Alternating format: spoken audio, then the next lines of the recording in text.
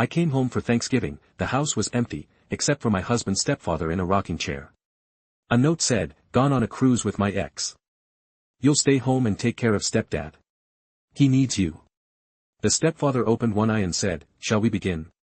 I nodded. For days later my husband was begging. The note trembled in my fingers as the blood drained from my face. Gone on a Caribbean cruise with Hannah.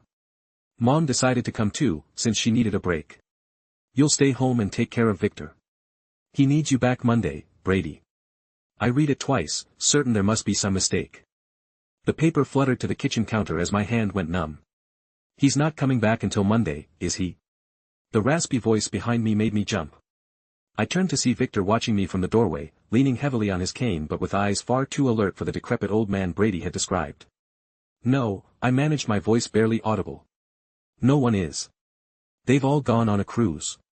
Victor nodded slowly as if he'd expected this exact scenario. "Left you with the dirty work, didn't they? Classic, Brady move." I had arrived at the Mitchell family home just 30 minutes earlier, my car packed with gifts and ingredients for Thanksgiving dinner. The silent house should have been my first clue. No delicious aromas of roasting turkey, no football game blaring from the living room television, no cheerful greetings. Instead I found only an unheated house and Brady's stepfather sitting alone in a rocking chair, looking at me with those uncomfortably perceptive blue eyes. "I don't understand," I said, seeking into a kitchen chair. "We've been planning this Thanksgiving dinner for months. His mother was supposed to host. Everyone was coming." I pulled out my phone and tried Brady's number again, straight to voicemail. Just like the previous 3 attempts. Victor shuffled to the refrigerator and pulled out a pitcher of water. "Been like this all week, quiet as a tomb." They left. Tuesday morning he poured himself a glass with slightly shaking hands, didn't even stock the fridge properly. "Hope you brought groceries." I hadn't. I'd brought cranberries, sweet potatoes, and my special apple pie ingredients.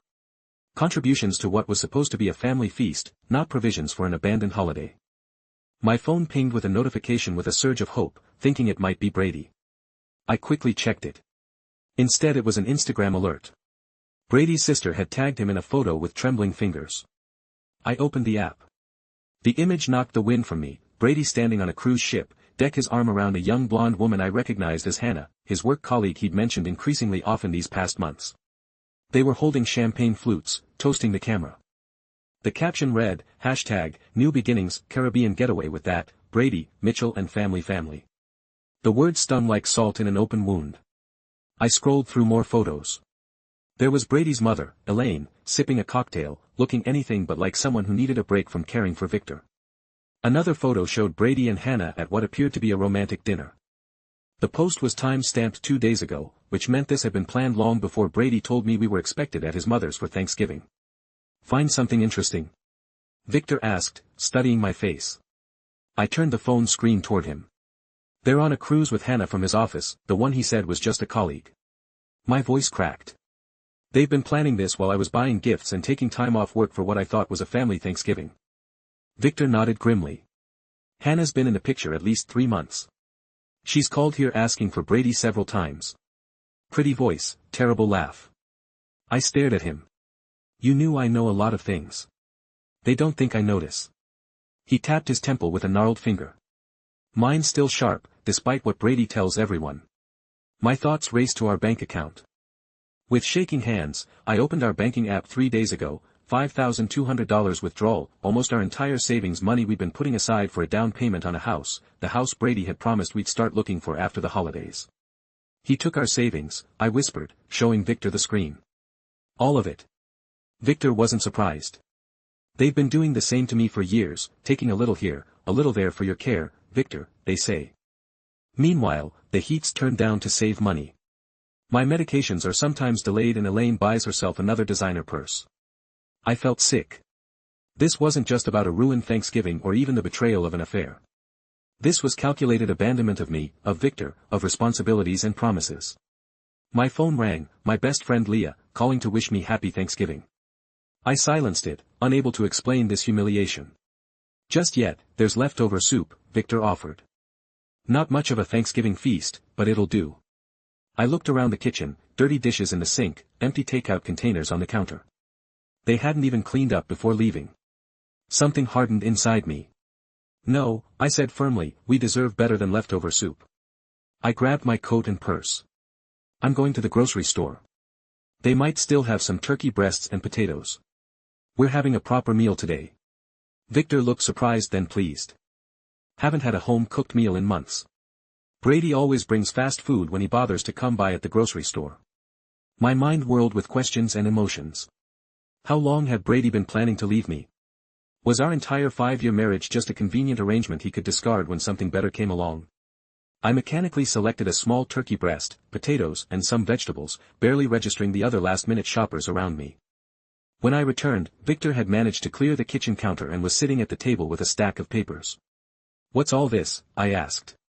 Setting down the groceries evidence, he replied. His blue eyes suddenly steely. Bank statements, medical records, documented neglect. I've been keeping track for months. He pushed a folder toward me. Brady and Elaine think I'm just a burden waiting to die. They don't know I've been watching them strip my accounts while providing minimum care. I glanced at the papers, detailed notes, account statements showing suspicious transfers, copies of medical recommendations that had been ignored. Why are you showing me this? I asked, unsettled by his methodical documentation. Victor leaned forward, suddenly looking less frail. Because you've been wrong too, Jade, and because I don't have much time left. He tapped a medical report, terminal cancer, 3 months at most. I sat down heavily across from him. I'm so sorry, Victor. He waved away my sympathy. Don't be sorry, be smart. He looked at me with unexpected intensity. They think they've left you with a burden, but they've actually given us an opportunity. An opportunity for what? Victor's thin lips curved into a smile that transformed his face, for justice. He reached for an envelope and slid it across the table. Inside is my real will and trust documents, not the one Brady and Elaine think exists. I didn't touch the envelope, Victor. I don't understand. He leaned back in his chair and studied me. After a moment he simply said, shall we begin? Those 3 words hung in the air between us, loaded with possibility and hidden meaning. Before I could respond, he explained his proposition, help him document the family's neglect and betrayal, assist with his final arrangements, and he would ensure I'd be taken care of financially after he was gone. The family who abandoned us both would lose everything they thought was coming to them. I stared at him, this man I barely knew but with whom I suddenly shared a profound connection. We had both been deceived and discarded by the same people. Outside, the late afternoon, shadows lengthened across an empty driveway where a family should have gathered inside. An unexpected alliance was forming. Yes, I said finally, surprising myself with the firmness in my voice. Let's begin. After our agreement, Victor sank back in his chair, exhaustion evident in the slump of his shoulders. The excitement of our newfound alliance had temporarily energized him, but now the fatigue returned to his face. You should rest, I said, noticing the pallor beneath his weathered skin. I'll finish making our dinner. Victor shook his head. First. There's something you need to see. He pushed himself up with effort, my medical records. You need to understand what we're working with and how little time we have. He led me to a small bedroom that had clearly once been an office but was converted into a makeshift sleeping space. A hospital bed occupied one corner, though Victor hadn't been using it. Instead, a regular twin bed against the opposite wall showed signs of use. Can't stand that contraption, he explained. Gesturing at the hospital bed makes me feel like I'm already in hospice. From a locked drawer in the desk, Victor withdrew a thick folder labeled Simply Medical. He handed it to me without ceremony. Pancreatic cancer, he said flatly as I opened it. Stage 4, diagnosed 3 months ago. I scanned the documents, my stomach tightening at the clinical descriptions and grim prognosis. Various oncologists, notes, treatment recommendations and scan results told the unmistakable story of a terminal illness. 2 months, Victor added, maybe less. Now. The last scan showed rapid progression. I looked up sharply. Brady knows this. Oh yes, they all do. His mother was at the appointment when we got the diagnosis. 2 days later she started talking about how she needed a break from caretaking. His laugh held no humor. 66 years old and claiming exhaustion while I'm dying at 78. The cruelty of it struck me like a physical blow. They abandoned you, knowing you only had months left, weeks more likely. Victor eased himself onto the edge of the bed. But that's not even the worst of it. Look at the medication list. I flipped to the prescription sheets. Multiple medications were listed, pain management and Tenoja drugs, enzymes to help with digestion. Check the bathroom cabinet, Victor directed. Compare what's there with what should be there. In the adjoining bathroom I found a disorganized collection of pill bottles. As I examined them, comparing with the documentation, disturbing discrepancies emerged. The powerful pain medication had been refilled twice, according to the pharmacy labels, but the bottle was nearly full. The expensive enzyme supplements were only half full when they should have been almost untouched. Based on the refill date. They've been diluting them, Victor confirmed. When I returned with the evidence, 1 pill instead of 2 half doses of the pain medication. And those appointments for the palliative care specialist, too expensive, Elaine said. My hands trembled with anger as I returned the documentation to its folder. That's not just neglect, Victor, that's abuse. It's what happens when people see you as an obstacle rather than a person. He pulled a small notebook from beneath his pillow and handed it to me. I've been keeping track, times when medications were missed or reduced, appointments cancelled, money that disappeared from my checking account for home care supplies that never materialized. The meticulous documentation stunned me, pages of dates, times, specific incidents. Despite his illness, Victor's mind remained razor-sharp. Let me fix you something to eat, I said, needing a moment to process everything. You must be hungry. In the kitchen I found pitiful supplies, a few cans of soup, some stale bread, milk on the verge of spoiling.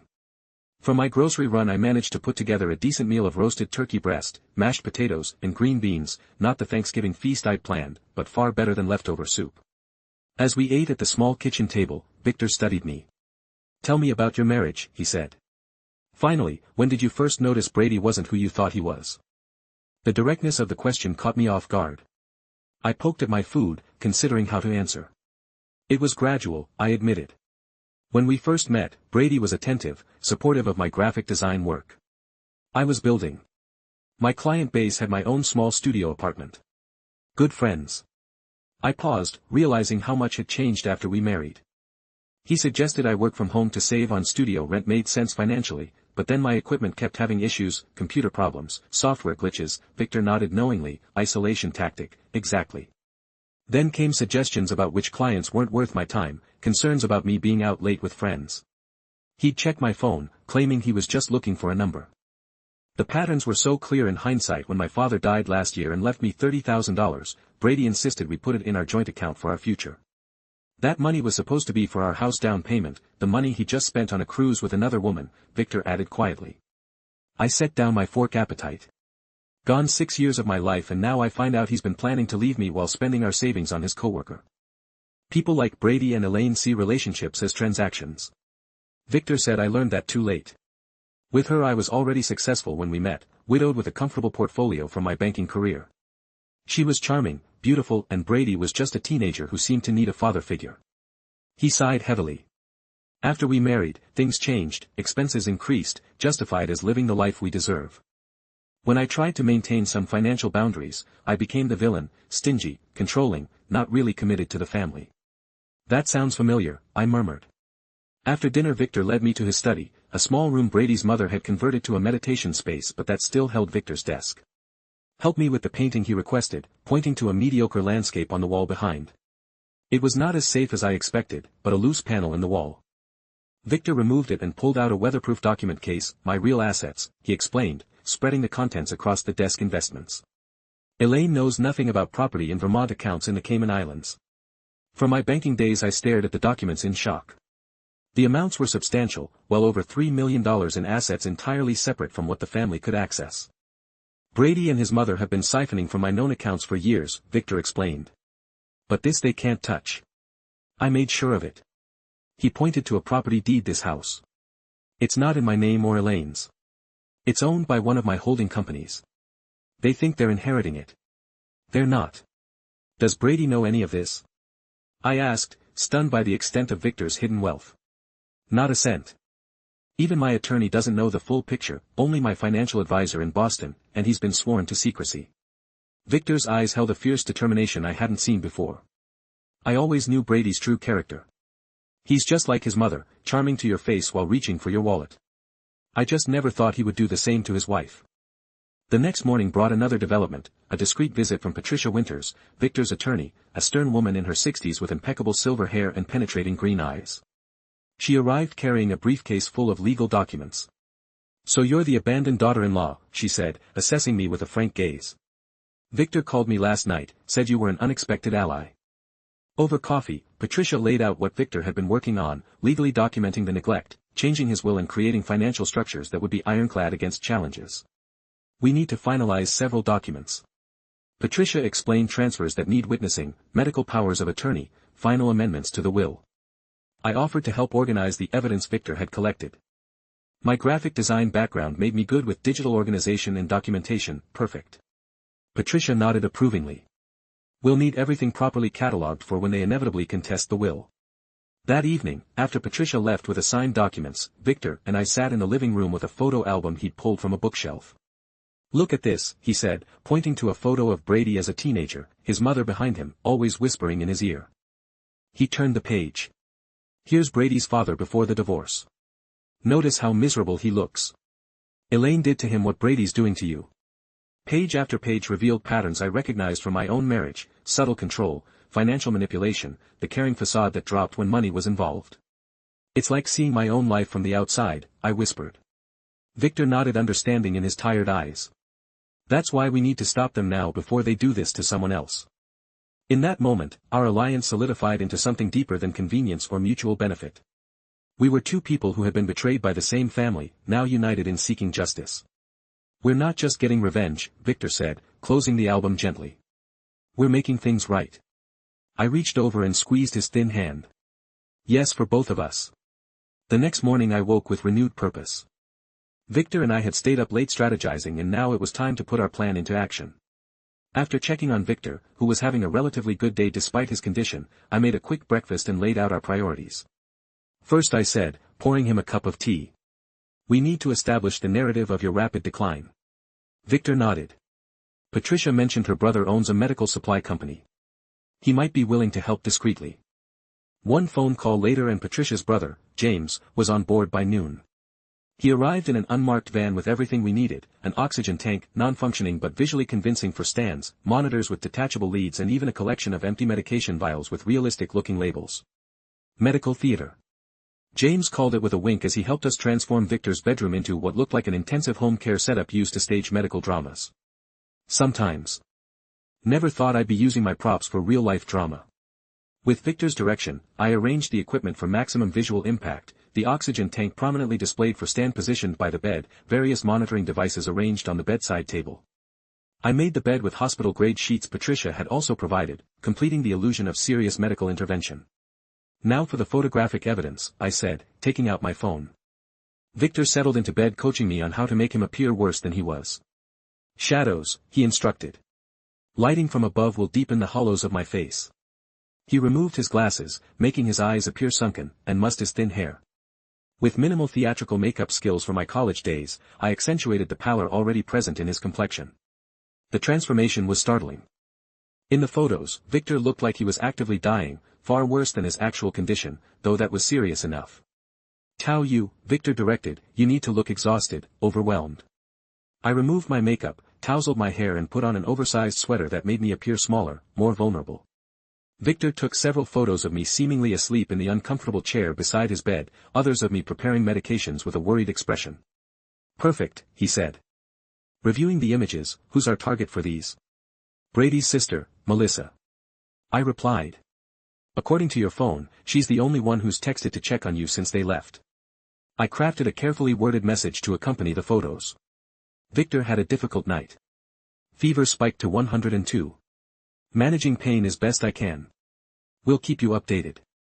Direct, clinical, but with an undertone of concern that would trigger either guilt or at least interest. Melissa replied within minutes. Oh no, poor Uncle Victor, keep me posted. Hook set.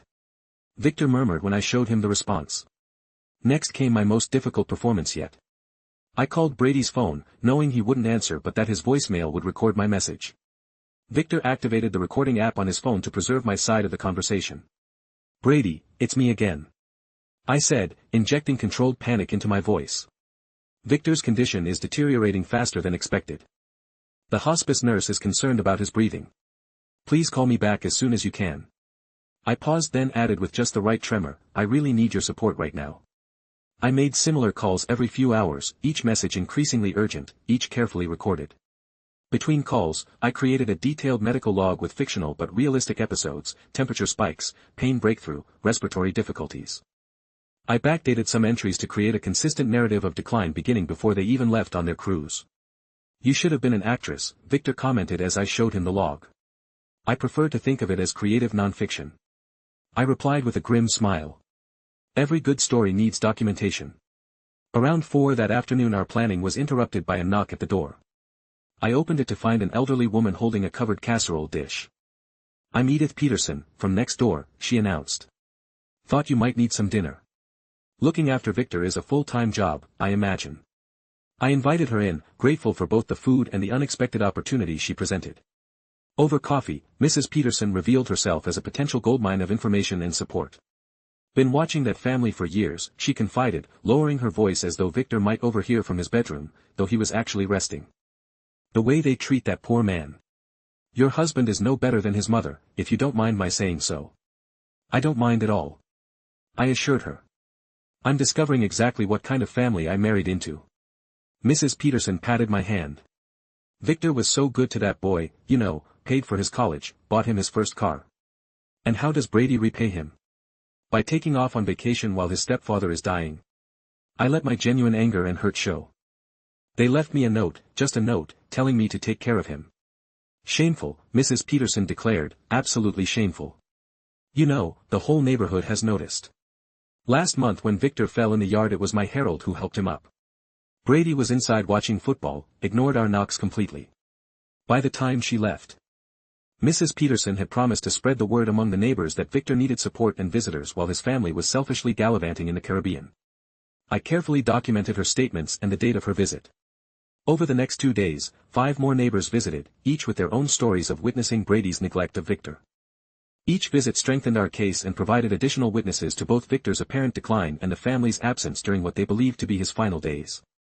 On Saturday morning, Patricia returned with the final documents for the asset transfers. We drove Victor to the local bank where he'd been a customer for over 30 years. The manager, Mr. Collins, greeted him warmly. Victor, good to see you out and about. How are you feeling, getting my affairs in order, Richard? Victor replied, his voice deliberately weaker than usual, memory still sharp, even if the body's failing. In the privacy of the manager's office, Victor officially transferred control of his hidden assets to a series of trusts that would benefit me and several elder care charities. Mr. Collins watched with sympathy as Victor's shaking hands signed each document. Your stepson was in last week, the manager mentioned casually as we completed the paperwork, asking about your accounts. I reminded him that without proper authorization, Victor smiled thinly, always planning ahead, that boy. I remember when he came in to cash that check for his graduation gift. Mr. Collins continued, didn't even thank you, just complained it wasn't enough for the car he wanted. Another piece of evidence, another witness to Brady's character. That evening, as we were reviewing our progress, Victor's phone rang with a video call from Melissa. We quickly put our plan into action, arranging Victor in bed, surrounded by medical equipment and oxygen cannula in his nostrils. I mussed my hair and pinched my cheeks to bring a stressed flush to my face. When I answered the call, the camera showed me first looking exhausted. Oh Jade, Melissa gasped, you look terrible. Is everything okay? Managing, I said simply, turning the phone toward Victor, who gave an Oscar-worthy performance of semi-consciousness. His breathing deliberately labored. Uncle Victor, Melissa called. It's Melissa. Can you hear me? Victor's eyes fluttered weakly.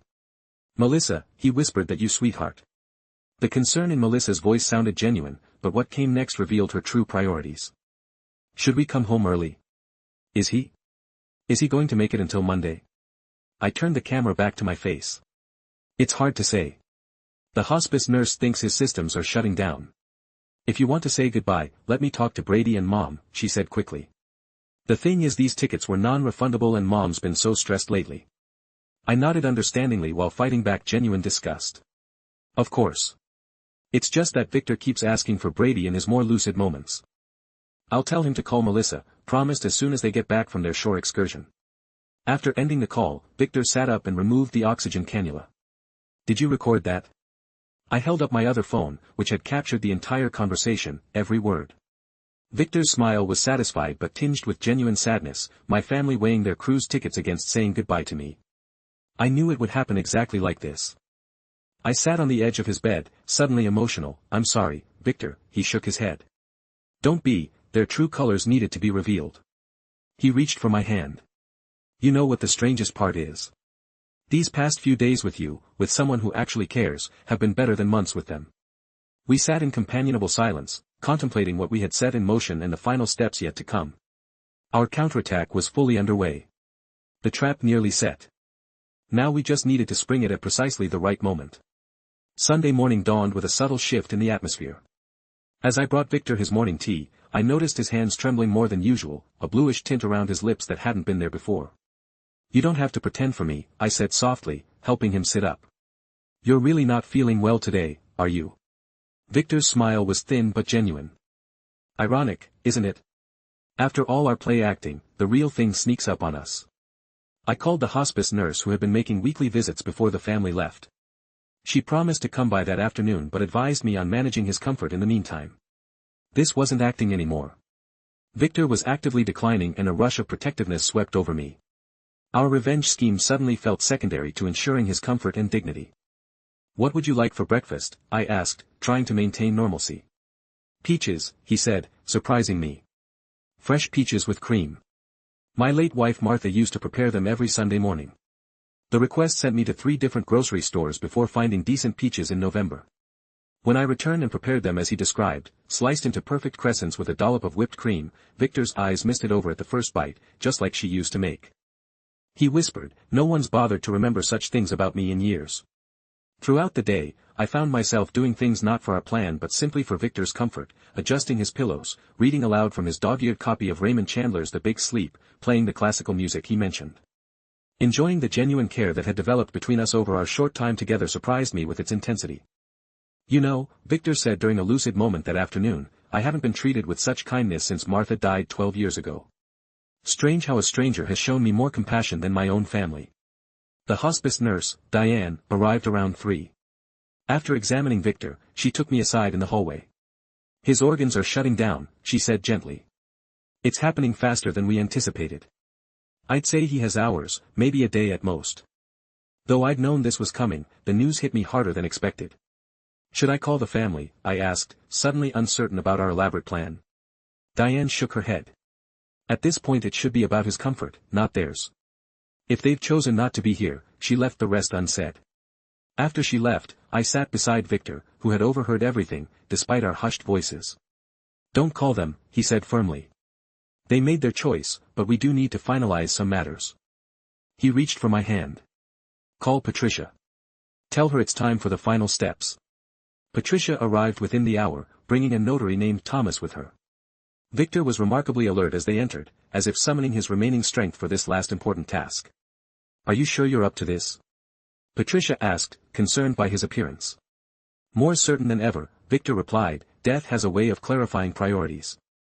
They finalized the last paperwork documents that officially transferred control of his assets to me as trustee, with specifications for charitable donations to elder abuse prevention organizations. The new will explicitly mention Brady's abandonment as the reason for his disinheritance. "Now for the letter," Victor said. After signing the last document, Patricia set up her tablet to record as Victor dictated a message to be read to the family after his death. What emerged wasn't the angry condemnation I might have expected, but something far more powerful, our expression of profound disappointment and the deep pain of being treated as a burden rather than a father to my family. He began, his voice gaining strength with each word. "By the time you read this, I will be gone, not that my presence or absence seemed to matter much to you in recent years." He detailed specific instances of neglect without accusation, simply stating facts: holidays spent alone while they vacationed, medical appointments cancelled for convenience, overheard comments about waiting for the old man to die. "I don't write this from anger," he continued, "but from a place of clarity that comes when one faces the end. The greatest pain in life is not illness or even death, but the realization that those you loved saw you only as an obligation, a task to be managed, an inconvenience to be tolerated." By the time he finished, even Thomas the notary, a professional who must have witnessed countless wills and final messages, was discreetly wiping his eyes. Patricia, despite her usual stoic demeanor, reached for Victor's hand. "We'll make sure they hear every word," she promised. After they left, Victor asked for his old video camera. "They might question my mental capacity," he explained. "I want to record my testimony while I'm clearly lucid." I set up the camera and Victor delivered a 20-minute statement directly to the lens. He was remarkably composed, methodically describing years of gradual neglect and his decision to leave his estate to me. "Jade showed me more dignity in 4 days than my family did in 4 years.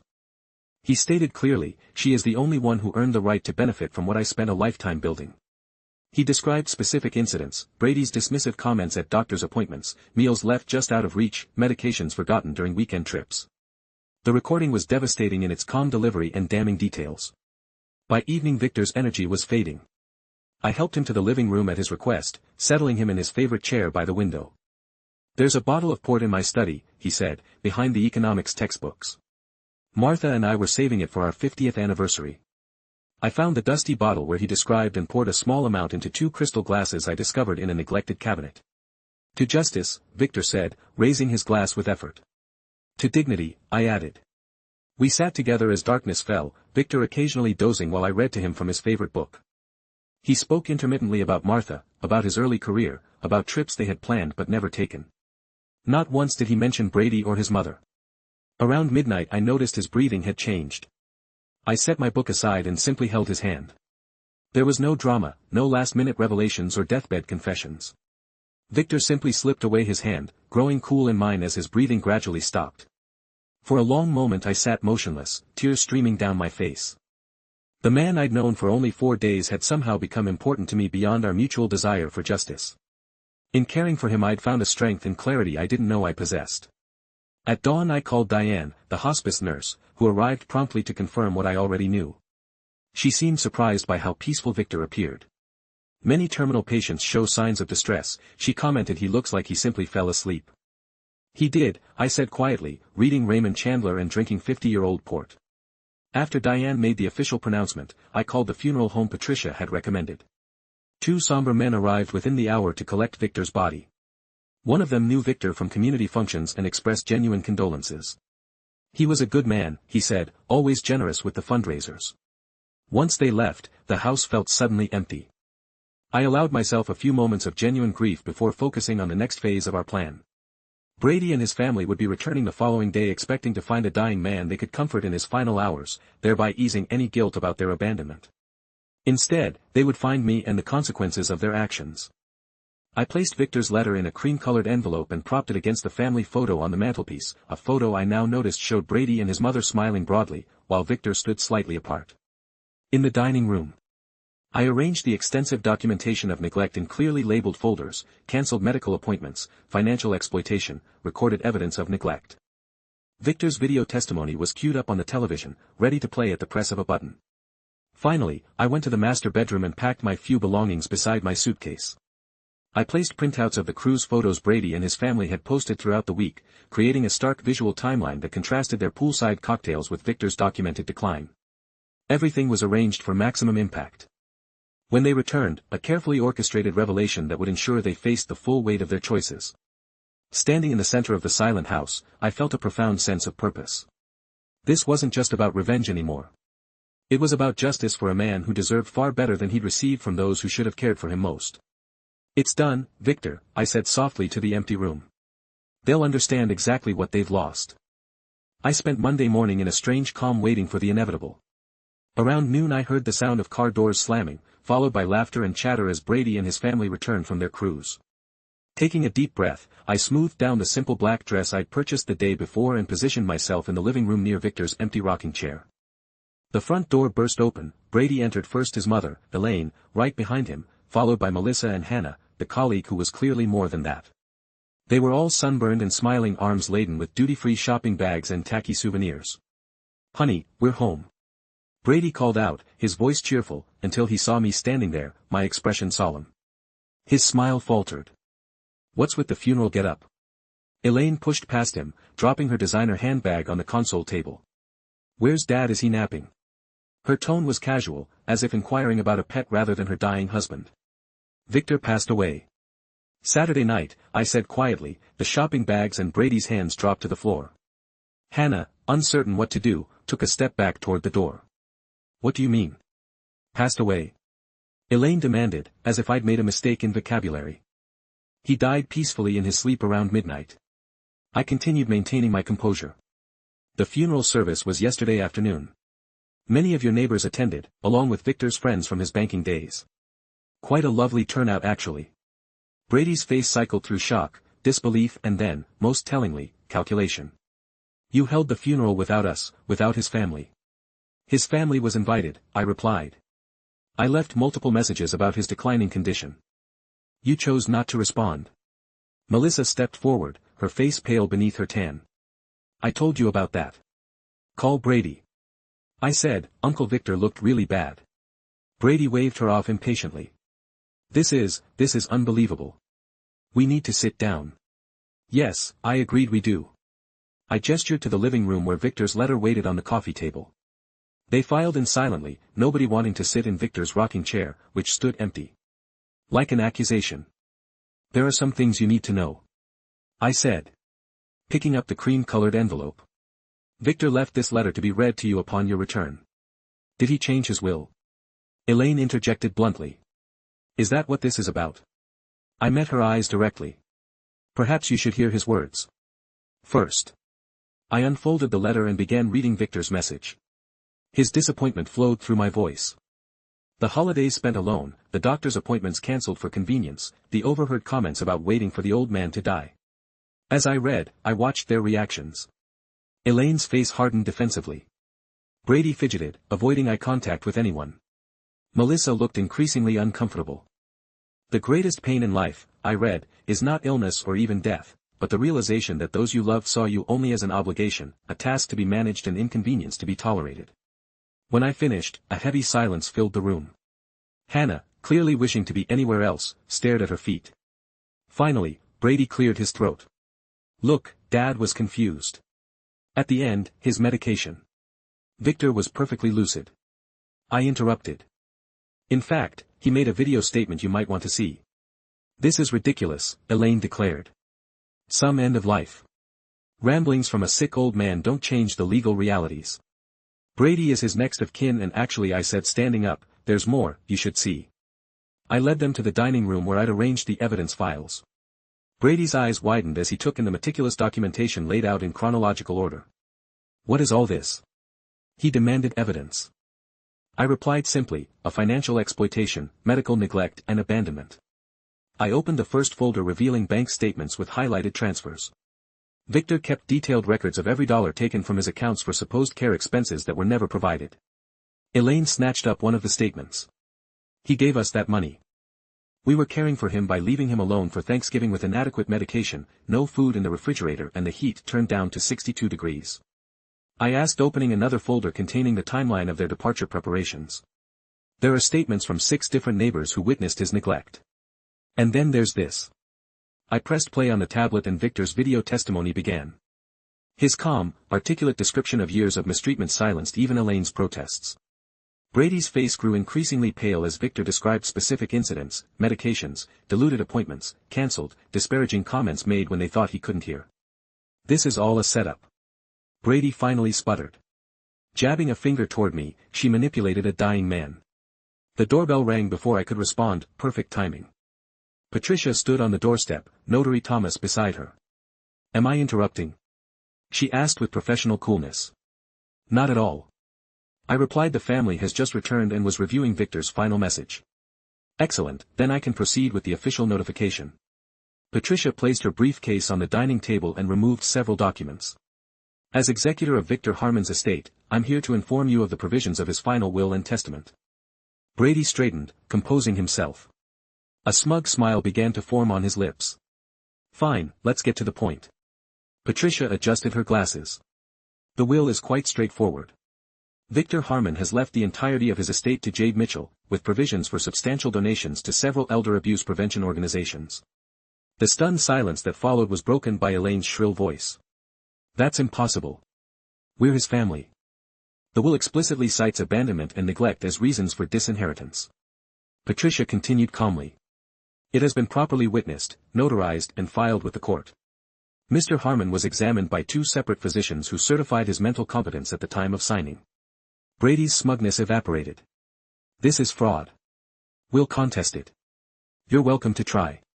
Patricia replied unfazed. However, given the extensive documentation of neglect, the video testimony and witness statements, I would advise against it. You'd only be spending money you don't have. What do you mean? Money we don't have, Elaine demanded. Patricia exchanged a glance with me before continuing. The properties you currently occupy, including your primary residence, belong to the Harmon Family Trust, which is now under Jade's control as trustee. Furthermore, the investment accounts you've been drawing from have been frozen pending audit for potential financial abuse. Brady's face drained of all color. That's not possible. The house is mine, Dad promised. Victor promised nothing. I interjected. You assumed there's a difference. The implications were sinking in. Brady had spent their savings on the cruise, counting on his inheritance to cover their mounting debts. The house they lived in wasn't his to sell or borrow against. What about our college funds? Melissa asked in a small voice. Grandpa set those up for us. Brady couldn't meet his sister's eyes. Patricia answered gently, Victor provided funds to your father for that purpose several years ago. However, those accounts were never established. Melissa turned to Brady, horror dawning on her face. You spent our college money. The family erupted into accusations and denials. Hannah quietly slipped out the front door, escaping the implosion. I let the chaos continue for a few minutes before stepping away to retrieve my suitcase from the bedroom. When I returned, Brady followed me into the hallway. His demeanor completely transformed. Jade, please, he begged, his voice breaking. We can work this out. I made a mistake with Hannah. It didn't mean anything. We can start over. I'll change. I promise. I looked at this man. I had once loved seeing him clearly, perhaps for the first time. Behind the handsome features and practiced charm was someone who had never truly cared for me or anyone but himself. Calmly, I removed my wedding ring and placed it in his palm, followed by the keys to our apartment. You left him to die. I said quietly. Now you get nothing, including me. I walked toward the door, suitcase in hand. Brady's pleas turned to threats as he followed me. You won't get away with this. I'll fight it in court. You manipulated a sick old man at the doorway. I turned back briefly, everything was done legally. You taught me one valuable lesson in our marriage, Brady, always keep receipts. I stepped outside into the bright November sunshine. Behind me I could hear Brady's continued protests and Elaine's angry voice demanding Patricia explain how this could happen. But those voices were already fading, becoming part of a past I was leaving behind. Patricia had arranged for a room at a quiet hotel. While I figured out my next steps. As I placed my suitcase in the trunk of my car, Mrs. Peterson appeared on her porch across the street. He gave me a knowing nod and a small wave. I waved back, feeling a surprising lightness, despite the emotional weight of the past few days. Victor's final gift wasn't just financial security, though that would certainly help me rebuild my life. The true gift was the clarity and strength I'd found while helping him find justice as I drove away from the house and the shattered family inside it. I wasn't thinking about revenge or even vindication. I was thinking about second chances, about honoring Victor's memory by living well, and about the unexpected bond that had formed between two people who'd been discarded by those who should have cared for them most. Victor had found peace. Now it was my turn to do the same. Thank you for staying with this story until the end. My favorite moment was when Victor shared his cherished port wine, saved for an anniversary. He never reached such bittersweet dignity in that glass. Which scene touched your heart most deeply? I treasure every comment sharing your thoughts. Subscribe for more stories where justice finds its way to those who deserve it most.